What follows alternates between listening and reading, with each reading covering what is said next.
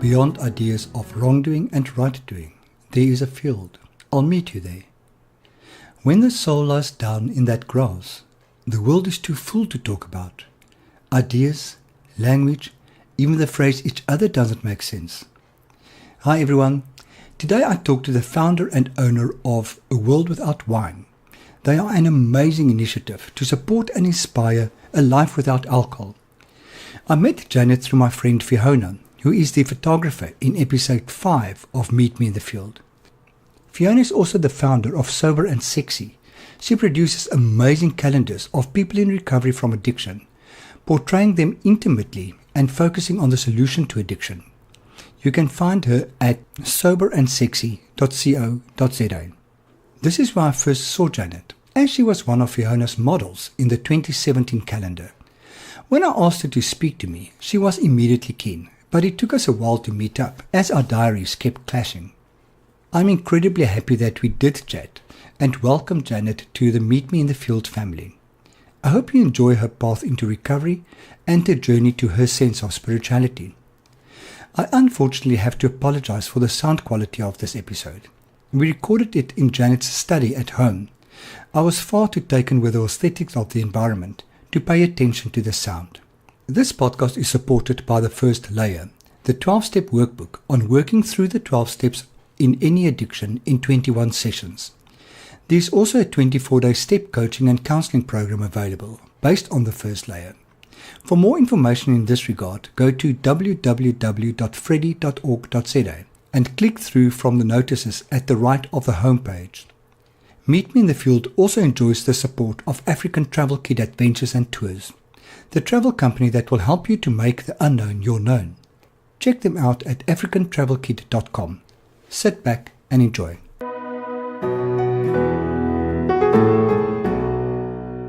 Janet, welcome to Meet Me in the Field. How are you doing? I'm good, thank you. Thank you so much for meeting with me. It's interesting because I always think, what do I know about the person before I do an interview? And I know nothing about you, which makes today really exciting. So I have no... Likewise. Yes. So what I do know about you is the following. We have a beautiful mutual friend. We do. Whom we both love dearly, and she put me in touch with you, so I'm very grateful for that. I know that you dropped your drawers for... Oh dear, what is that? For a very good cause. Oh yes. Yes. Fiona's calendar. Yeah, for the Sober and Sexy calendar. Yes. And then I know that you have an amazing initiative where you help people to live without alcohol. Yes. That's amazing. So we'll definitely get to that as part of our chat. So let's start at the beginning. You don't sound South African, am I correct? You are correct. Okay. Where are you from? I was born in Oxford in the UK. Okay. And grew up in the UK. At the age of 18, I took myself off to live in the south of France. Oh, very lovely. Au pair girl there. It was supposed to be a kind of gap between college and between school and university, but I loved it so much down there. I stayed for about 3 years. Okay. And then I returned to London, and then I lived in London for many years. How do you return from the south of France, sunny, beautiful, back to grey London? It was hard because, but you'll tell how old I am now. In those days, we couldn't work freely in France as Brits. Okay. Probably going to get back there now because of Brexit. But because of that, the kind of work I was doing, it was, waiting on tourists and restaurants and whatever, and it was fine, but I thought I'm not going to spend my whole life doing this. So that's why I came back for career reasons. And I was thinking about the South African connection the other day, and I was lucky enough when I came back to the UK, I went to a temp agency and I said, I need some work. So they sent me into the BBC as a temp. And I got on very well there. And they offered me a permanent job. Oh, wow. And amazingly, it was in the BBC African Service, World Service. So it was the most awesome job. And I'd love to do that job today, but we worked on a daily breakfast show, which was beamed out the whole of Africa. I think it still comes out. Oh. And this was, again, to show you how old I am. I remember being up all night and we were reporting on the Soweto riots. Oh, my God. So that's 76. Yeah. Because, we were very aware of South Africa in the UK. We kind of knew what was going on. I think we knew more than you guys. Absolutely. Yeah. I really do think you do know. Because something that I felt very ashamed of for a long time in my life until I eventually opened my mouth and shared my shame and realized was, I think up until varsity, I didn't know who Nelson Mandela was. Well, that's the way. That's the way. So a friend of mine said, but don't feel ashamed because that's what was intended. So you were just a product of at that stage. So I definitely do think that you know far more than I do. And I went on a free Nelson Mandela march. And to be honest, to be perfectly honest, I wasn't quite sure who he was, but I just knew that all the cool people were marching, so I thought, I must join this. Oh, cool. But yeah, I always had this kind of thing. And then when I was married the first time, my husband had relatives in South Africa, but it was still in apartheid, and my husband kept saying, oh, they keep inviting us, why don't we go? I was like, no, can't go. We were all told you don't buy apples and you don't bank at Barclays. Yes. So, there was quite a pressure there. I spoke to another lady a few weeks ago. She is, what did I call her on the podcast? The English Scottish South African Australian. And she said the same thing. We were not allowed to buy Granny Smith apples. Yeah. And this all they cut cake on them. I can't buy this one.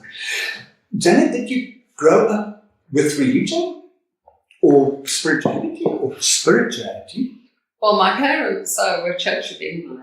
Okay. So I remember going to Sunday school and going to church on Sundays. And amazingly, I was confirmed. I remember the white dress and the white prayer book and having to study and being with masses of other little girls in these funny dresses. And it was all a bit strange. It was just something that I did because my parents wanted me to, but they weren't particularly religious. It was more like a social thing. Everyone goes to church to see their friends. And then when I was 12 or 13, I kind of announced to them I didn't really want to go to church anymore, and I was a bit tired and could have a lay-in and schoolwork to do, and I just managed to escape from that. And I think really from that moment onwards, I never really thought about religion apart from in a rather negative way, because I do believe it causes many wars and, the organised religion and it's the opiate of the masses, and I just don't like the thought of being controlled, So religion and me, we just, So it doesn't never not for each other. with you at all? No. So, at what age did you get confirmed in your church? 11, 12. That's young, man. Ours was 17, I think, the year you turned 17, which I also did. But definitely wasn't that. I was little. I remember that they talked about, the body and the blood of Christ. I thought, it's disgusting. Yes, exactly. I felt the same. Oh, you see, man. And so you went back to the UK and you studied? Or I didn't study until I was much more mature. So obviously, I had this big gap when I should have been at university.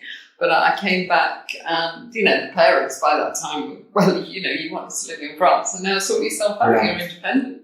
So that's why I started working, and I had this lovely kind of time at the BBC. And to be honest, I would have loved to stay there, but I applied for a job as a producer over and over again.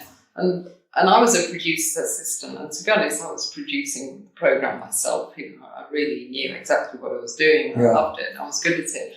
But because, the glass ceiling and the women, in those days, not only was I female, all the producers were men, but I hadn't even been to Oxford or Cambridge. And I hadn't even been to any university. This is the BBC. Exactly. So I was such a kind of outcast when you think about, what cheek you've got. I know. And I thought, but I can do the job. I would do it. That's not the point. You're missing the point completely. So I got really angry about that in the end. So I quit, and then I actually got married for the first time.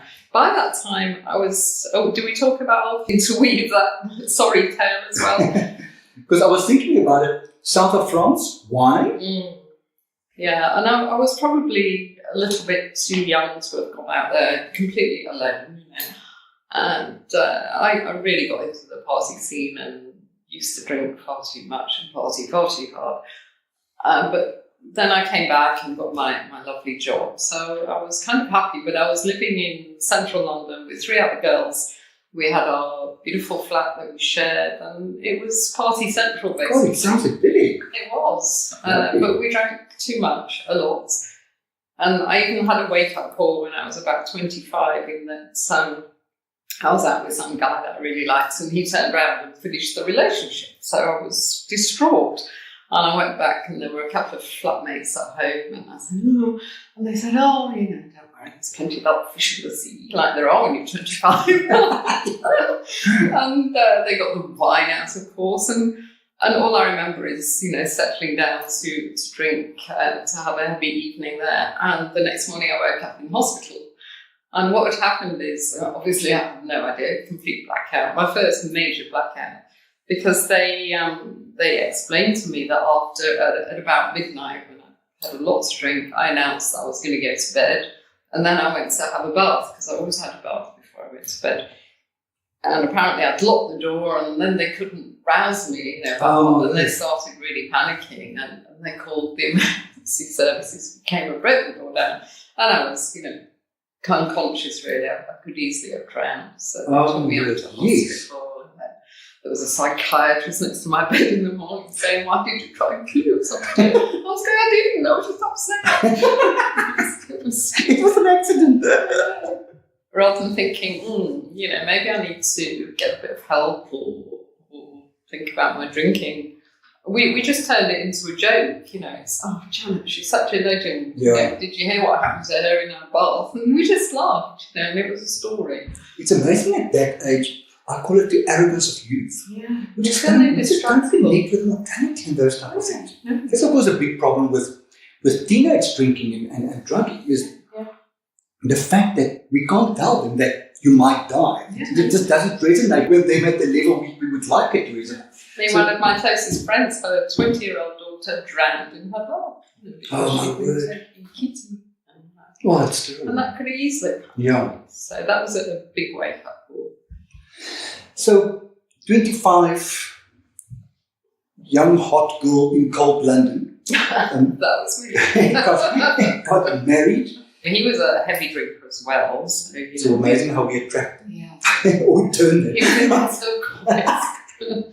So yeah, it was just, we thought we were living the life, really working hard, playing hard. We both had good jobs, we worked hard. But we would go to the supermarket on Saturday and buy a bottle of Jack Daniels and plenty of wine, but our stash, for the week. I can't remember a day without drinking, and we'd have dinner parties that would go on till 3 o'clock in the morning. And we just thought, this is fabulous. And it was, to be honest. That's really, so familiar. Yes. I had my son, that is, when I was 30. So I managed to stop drinking for 9 months, thank God. So you did? Yeah. It's amazing how you... Well, I think there's kind of chemical things going on, and I remember not really feeling the urge. But it was a long 9 months, Couldn't wait to wet the baby's head with a glass of champagne or 9, So just clicked straight back into drinking a lot. Was the public transport infrastructure in London already good those days that you could taxi, you could bus, you could train, you could... So not like South Africa where we had those 3 o'clock dinner parties, and then I will never forget how my husband and I would say to friends, are you okay to drive? Okay, bye. Before they could maybe have to sleep over, we just shoved them out the door. I must say, as a British, I was hearing stories on my workshop. I'm amazed by how much drinking and driving goes on. I remember one morning as we watched one guy bumping a car as he reversed and bumping another car as he tried for it to get out of the parking area. Yeah. We didn't contemplate storming out and saying we were no condition to drive. We're just watching bumping cars and drive on. Yeah. No, it's because you didn't have the public transport. Yeah. I mean, we did, plus it was so, we were so brainwashed by the media, you must always put on your seatbelt, and you must never drink and drive. And there were police stopping people all the time. Whereas here, no. So at that stage of your life, you were living that high life, having fun. Where was the spirit in those days? Except in the pot, or was that the only place? JD. I mean, it just wasn't on my radar. You just not. Yeah. And I had no friends that, gave any of that moments thought we would. Because remember, I grew up and the Northern Ireland thing was going on, so the Troubles, and that was all about religion. And then, you get the terrorism, so it's always, religion, it's just causing so much destruction. So I was in that kind of swamp. Just about, dogma. I mean, why should anybody try and inflict their religion on anybody else? Yeah, I heard something in the next couple. Maybe your religion requires of you to kill somebody. You should kind of re-look at exactly what you're doing. Okay, so what happens next? Right, so there I am in my 30s, married to this heavy drinking guy, my lovely son growing up nicely. And then I had a midlife crisis and I ran off with a Frenchman. Oh, wow. The French connection came back to him. Yes, exactly. Because I had a job, because I speak French. And I got this job where I used my French, and the CEO there was French. So, we got on rather well. And I left my husband.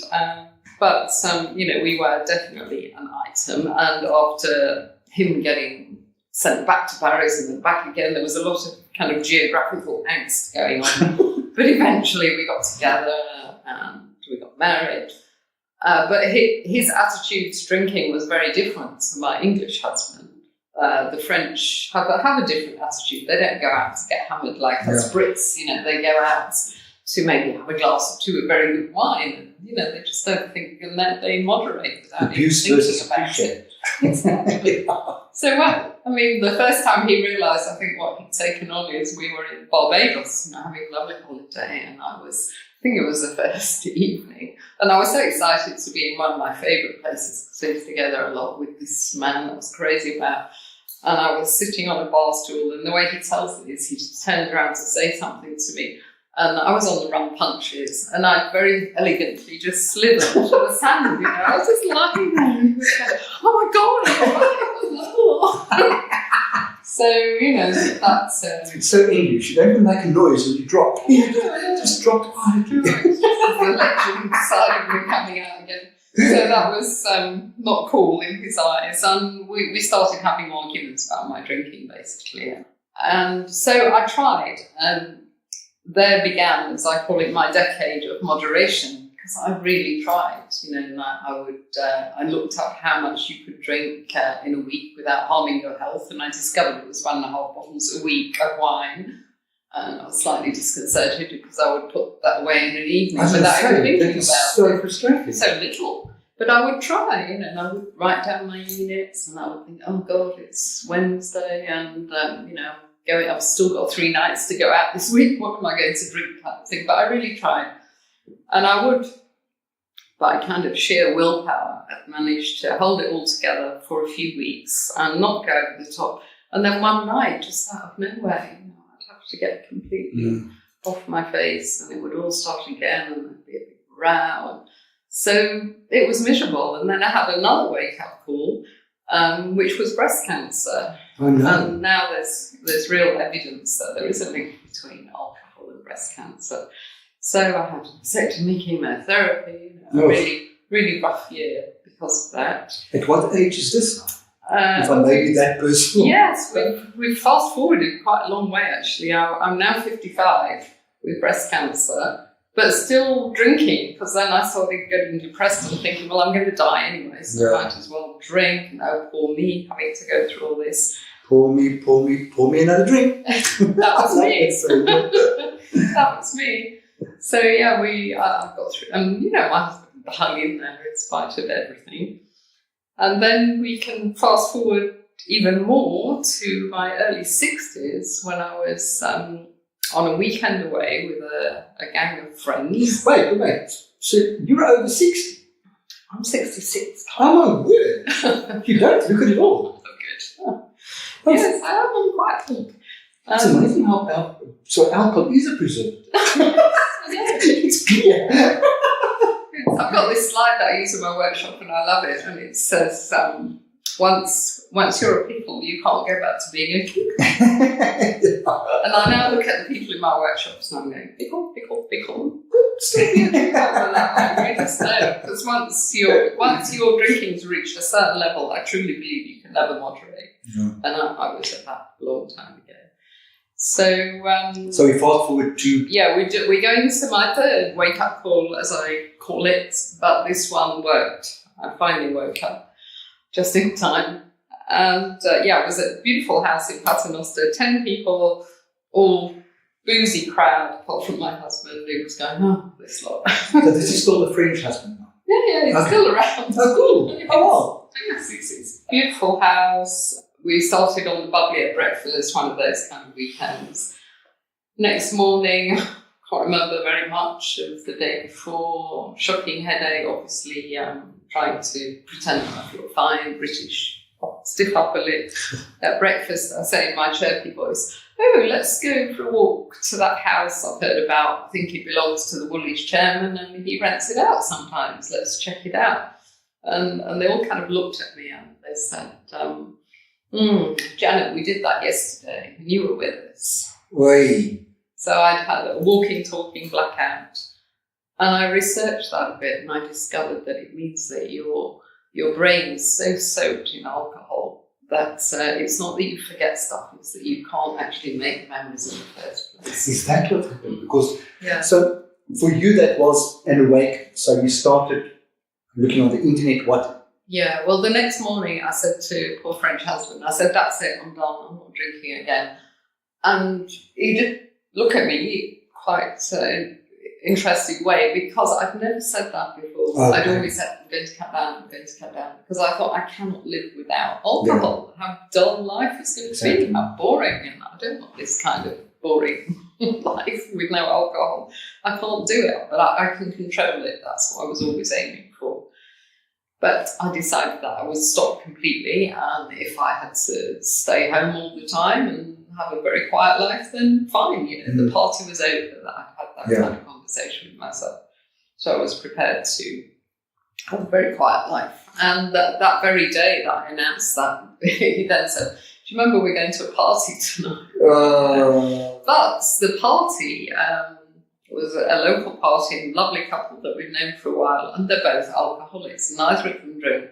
And they've got a beautiful house and they had, alcohol everywhere, lots of friends. And I remember looking at them and thinking, if they can do it, they're not miserable, staying home alone in the dark every night. It is possible, and they inspired me.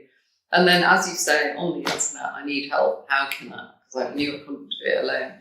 So I thought about AA and I went to a couple of meetings, but, I think the antipathy that I had towards religion slipped in a bit, the kind of prayers and holding hands. Freaked out a little bit. Yeah, I really respect AA and I think they've helped millions of people, but maybe I went to the wrong meeting, but it just didn't really resonate with me. And then I thought, rehab. And then I thought, well, I think they lock you away without booze for 3 weeks. I know I can survive that. But then what do you do? Right. I just couldn't imagine coming out and not drinking. And eventually I found a workshop in London, a one-day workshop. So I went to that. From South Africa, you flew to London? Okay. I was that desperate. Wow. I was determined. And when I am quite a strong person, once I make my mind up, I just wish that I'd made up my mind at 25 or 63. But early. We got there in the end. So, yeah. Rather late than never. So I went to this workshop, and to be honest, it wasn't that good because it was run by a nurse, and she actually sat there with notes, reading to us. She was lovely, but she was a nurse. She wasn't a trainer or facilitator. So she read from her notes for most of the day.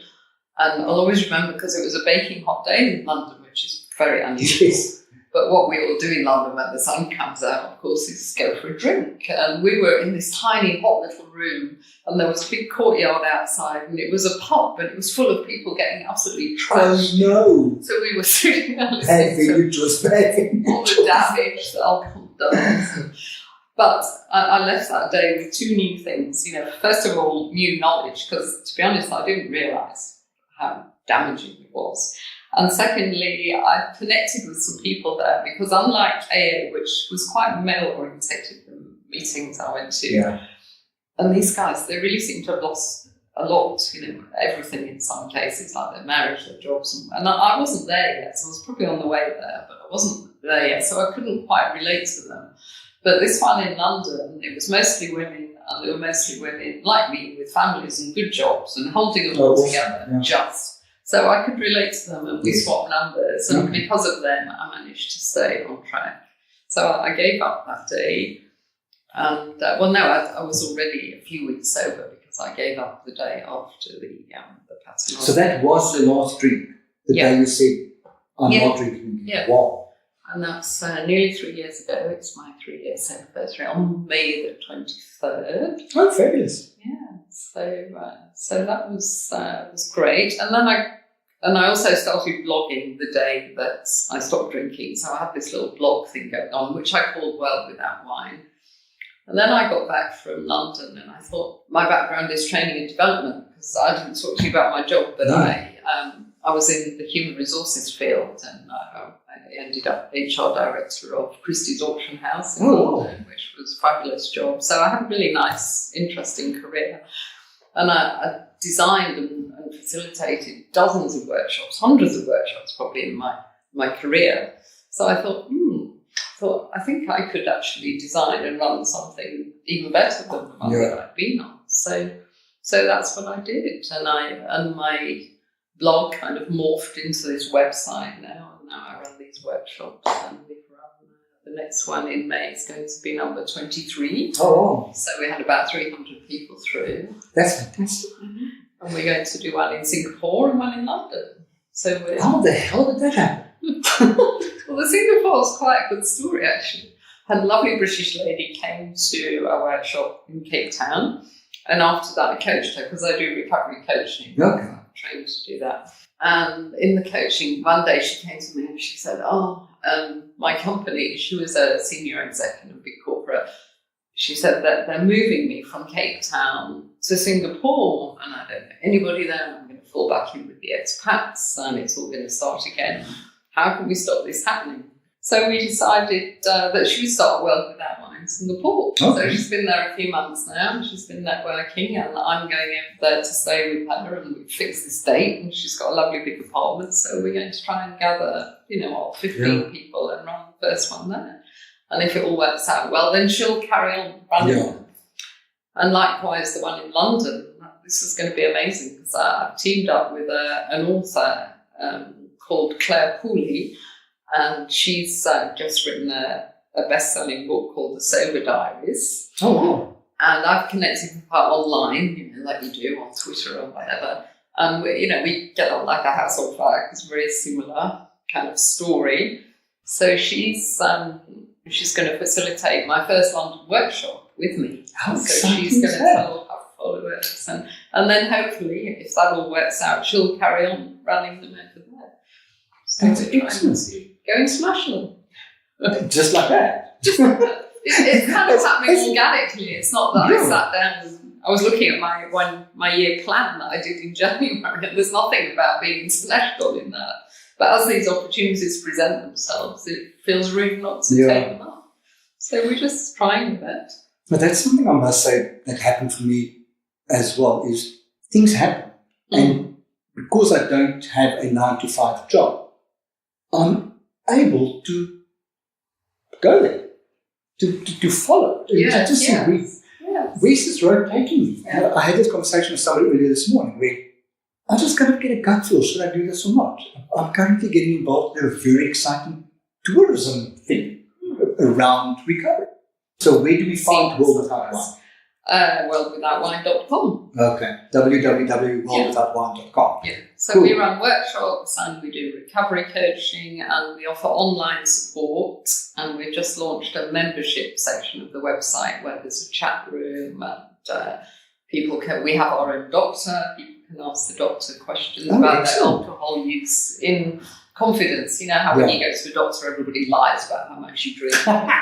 And doctors, they never talk, they don't like talking about alcohol medicine. So it's lovely that we've got somebody with an interest in alcohol related. The day that I went for ask for help, we ended up with our doctor. And he said to me, very keenly, I asked you a while ago how much you drank and you hide. Well, obviously, yes. Yeah, it doesn't everybody. Surely it doesn't. You should have, with my heart rate and my cholesterol and all the vitals were just absolutely, the fact that I'm alive today is an absolute miracle. Yeah. My feeling is you should have said to me I think you lie. with what I'm seeing and what you're telling me, they don't match. Yeah. I was so desperate for help at that stage I possibly would have felt comfortable to say, I need help. But at that stage, I didn't know. I just did not know where to find out and how to find out. Yeah. So, World Without Wine, how do you market yourself? How do people find World Without Wine? How do you... Well, word of mouth a lot. We've now had more than 300 people on the workshops. And I'm on Facebook, I'm on Twitter, and I do Facebook ads. But UC Mackayser, Yes. Yeah. Well, I follow him on Twitter. Yeah. So I saw you were on the show. Oh, yeah, he loves me. I've been on his show 6 times. Oh, serious? So as things stand at the moment, Janet's been sober for nearly 3 years, which is excellent. Sounds as if you're quite passionate about what you do. Yeah. I admit these days I work harder at this than I ever did at a corporate. Really? And when I came to South Africa, I didn't tell you how we came here. No, I wanted to know that. Because we came on holiday. We were both in London, working away, really tired, and it was freezing as ever. And I said, I want to go to a spa at Christmas, and I want heat, I want sunshine, because it was lots of sunshine.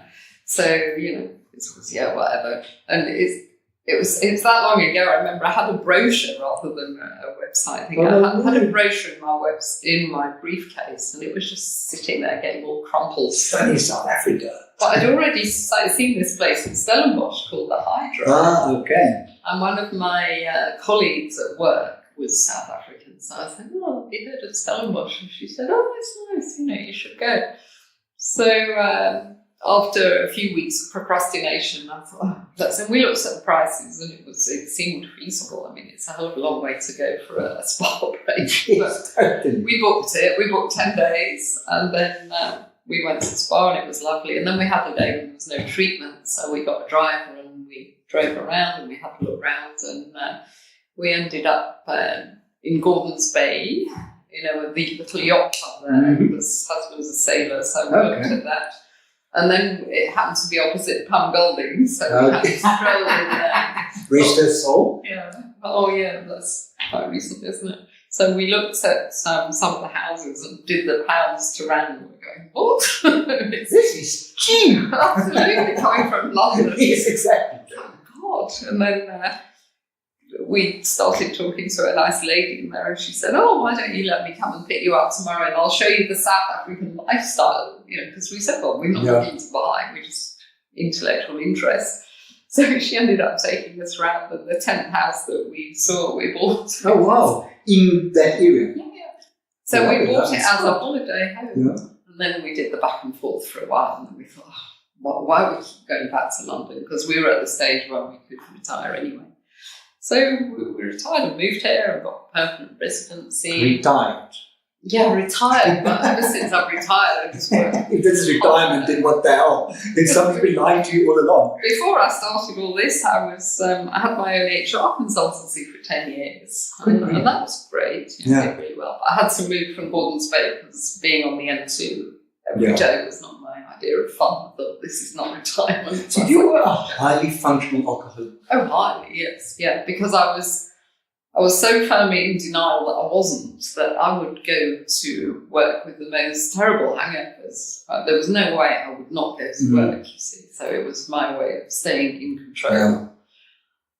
In AA, all those type of things, we need God in inverted commas. Did you have a God inverted commas experience? No experience, but I would say I am more kind of spiritual these days. I mean, I've always done yoga all my life, and now, you know, I still do yoga. So with that, and all comes, you know, a bit of meditation. So one kind of gets drawn into that. But I kind of believe, I was, you know, knowing that you'd ask me these kind of questions, I was thinking, what do I believe in? And I actually believe in helping people. And even in my career, you know, I was in a hard-nosed corporates all my life, but I was in human resources, and I was always the one running training courses and helping people with their careers. You know, whereas I had colleagues that spend their life on spreadsheets, you know, how can we cut heads here and save money kind of thing. So HR can be soft or hard. Yes. I was always on the soft side. Yeah, I mean, and I love helping people, and that's why I'm so passionate about what I do, because it brings all the skills that I acquired through all that long corporate career together. You know, I learned to write, and creative writing, so I write. You know, I facilitate and design workshops. And I was an executive coach when I was working. I did a lot of studies to do executive coaching. And coaching CEOs, that's what I did when I got here. And then I went on I did a course, an online course with Brits actually, to transfer my skills, get to recovery coaching. So everything that I know about, it's all kind of come together in a way that I can help people. And I'm even learning new stuff, which is the marketing side. Yeah. I never had anything to do with marketing. And I came across a beautiful quote the other day. Am I allowed? Yes, please. And I do kind of live by this quote. It's by Viktor Frankl. Mm-hmm. And you probably know it's very well known. But life is not primarily a quest for pleasure, which is what I used to believe. Yes. I just thought we were as Freud believed, or a quest for power, as Alfred Adler taught. I mean, I was not into power particularly, but I think a lot of men are. But it's a quest for meaning. The greatest task for any person is to find meaning in his or her life. And I actually have found meaning, you know, because of this journey. Yeah. And I think if I hadn't have been an alcoholic and got myself out of that, I wouldn't have been able to help people like I can now, because it's so important that you can relate to the person that's coaching you or running the workshop. So yeah, I feel that, you know, in my 60s, I've found real meaning in my life. And for me, that's the closest, you know, that coming to spirituality. What I find interesting in a way is, even though I found my recovery through the fellowship, through AA, NA, and various others for my sins, that even though the structured AA didn't work for you, it sounds as if the principles are there. They're helping people. I mean, I'm at step 12 all the time. Yeah, exactly. You've done from step 1 to step 12. Here I am. And also I think of one of the promises that, you know, we will neither regret the past nor wish to shut the door on it. I truly came to believe that I had to walk all the curves of the path of life to experience what I had to experience to bring me to where I am today. Because without those, I would not have been as equipped as I am today to do what I'm doing. No. And it sounds like that's exactly the same. Absolutely, yeah. I'm a great fan of Russell Brand, and he says that us addicts are the lucky ones, because we've kind of faced that wall and we've been broken down. We've built ourselves up in a different way. And I think that's love that as well. How has life changed for you over the past 3 years? Hugely, yes. No, I feel like a different person, actually. I feel, you know, before my life was full of highs and lows. You know, I was either out of it partying, or I was depressed and down and regretting. But these days I'm kind of calm. And I must admit, the first year for me was very tough, because if you think how long, you know, drinking Yeah. before. It took me a long time to get to kind of where I am now. But the first year was a tough year. And I remember feeling my first kind of positive benefit was a calmness. But that calmness could also, some days it would turn into a flatness, a void. It's like, well, is this it? What's happened? The party's over. I'm just sitting here. Which is why, for me, the world without wine has been such a salvation. Really. It's been something to keep me busy, keep me learning, keep me connecting with people on the same path. So that's been great. But the first year was a bit flat, and then finally, I got my groove back, as we used to say in the 1970s. But yeah, I think we get addicted to the chaos in a way. Yeah. And I remember so well, early recovery, I said to you, I was in a tertiary house, and the owner on Saturday mornings came to visit us and do a group. And in one group, he asked me how I'm doing. And I said, I'm doing well, but honestly, I miss the adrenaline rush of being naughty. And he said, well, go be naughty, but go be naughty within a legal framework, something that you're not used to. But so I remember So what did you do? I went skinny dipping on a Friday night. You went what? Skinny dipping. Oh, skinny dipping. Yeah. Oh, God. What's this so cold? Exactly. My idea of fun. I think for me that virtually entailed running naked into the sea up to my ankles. That's as far as I would go. And it's definitely a new way of living. So how does your husband now experience you? Well, he's thrilled. Yeah, he's really pleased. And he said that his life's improved many times over. He's, I think he's lucky to have, because it wasn't easy sometimes for him. But yeah, he's happy. So our relationship is much better, much closer to him now for obvious reasons. We don't have these endless arguments about the same thing, which is so over and over and over again. And I'm actually closer to my son, because he never used to give me a hard time really about my drinking. Apart once or twice, he would say, "Oh, Mum, you were a bit over the top last night. That was a bit embarrassing," kind of thing, but not really heavy. But since I've been sober, he keeps telling me over and again he's so proud of me and he loves, to see me this way. But talking about fun, just read this awesome book. You should have a look. It's called The Unexpected Joy of Being Sober. Oh. And it's by a British lady. I mean, we're all British, us drinkers that write these books. I'm going to write my book next, I suppose. And she's lovely. She's a journalist, the usual story about the journalists going on all their freebies and getting wasted. But she's also in about her third year of sobriety. And she was quite big on nightclubs and whatever, which I was in my day, but obviously not anymore. But she was, her whole life revolved around, she was either working or she was clubbing. And now that she's sober, she's discovered what she calls day fun, and there is fun in the day. And for me, walking the promenade is a spiritual experience, and I just love the beauty here in Cape Town. I fell in love with Cape Town at first sight. The sheer light, the beauty and everything compared with London. So it's her book. I thought that title it just about sums up how I feel. And I read a great book recently by Susan Cain called. When do you get time to read? Sorry to interrupt you so quickly. At night, read on my Kindle till 2:00 in the morning. Oops. Yeah, this book is great. Susan Cain, The Power of Quiet, it's called. Okay. And it explains that the population of the world is kind of divided 50-50 more or less into introverts and extroverts. But because of our corporate careers and our social lives, we're all under a bit of pressure to become extroverts, and that's why we drink. And I thought that's so interesting. That's why I started this book, just to cope. Drink yourself interesting. Yeah.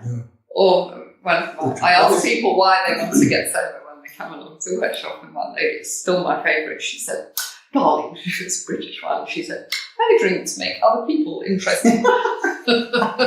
I get that. Straight enough, back to fun. I'm loving your little courtyard outside. Yeah. And for me, if I think of fun, I think of taking a book and sitting right there and reading. Yeah. So the courtyard, what I'm seeing is I'm seeing white grey and a lot of green. Yes. And it just says tranquility. It says calm. Yeah. So all I want to do is grab my book and go sit on one of those chairs and spend the afternoon. Do you do that? Yeah. Do you take that time out? Yes. It's getting more and more difficult, but yes. Yeah. My husband says, go outside, relax. Fabulous. Oh, yeah, and I've got that trampoline because, I can spend 8 hours on the computer without taking a breath, really. Wow. But my husband says, jump. So I go and I jump, and I'm thinking all the time. Oh, no. Yes. That is fantastic. Janet, thank you so much. I really appreciate taking time out of your Saturday morning to chat to me. I just love hearing about people's journeys. It was really excellent to hear yours. I see a very clear path that you were walking in corporate. But on this road, you were just kind of lost, even though you kind of knew where you were going, professionally and all those type of things, but spiritually you kind of not there. No. And now standing still through World Without Wine, you found your purpose, and in that purpose you live out your spirituality, which is excellent. And I very much believe in the opposite of addiction is connection. Yeah. And I'm connecting so well with so many people these days. And have you seen the TED talk by Johan Hari? Yes. Yeah, I love that as well. Yeah. Fantastic. Janet, thank you so much. Okay. Enjoy the rest of your Saturday. Thank you.